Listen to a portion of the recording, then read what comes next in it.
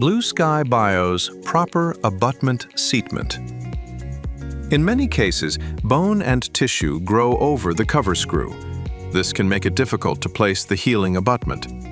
In order to place the abutment properly, the tissue and bone need to be removed. A profiling kit will need to be used to clear the area. Start by removing the cover screw.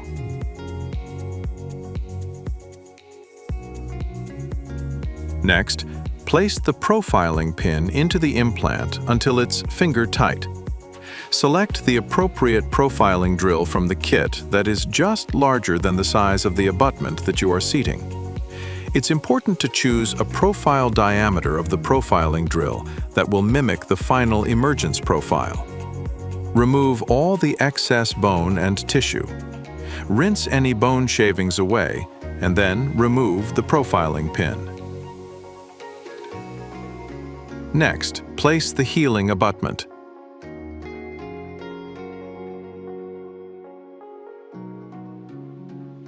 When ready, remove the healing abutment and place the scan body by gently rotating until it finds the hex in the implant and drops down.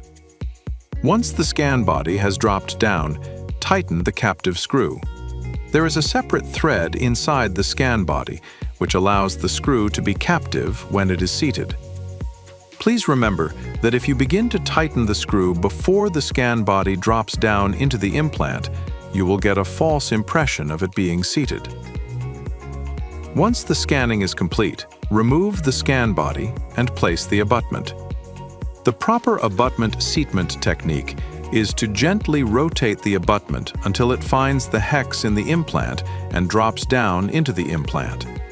There is a separate thread inside the abutment which allows the screw to be captive when it is seated. Once the abutment has dropped down, tighten the screw. Please remember not to tighten the screw until the abutment has dropped. If you begin to tighten the screw before the abutment drops down into the implant, you will not get a proper seatment.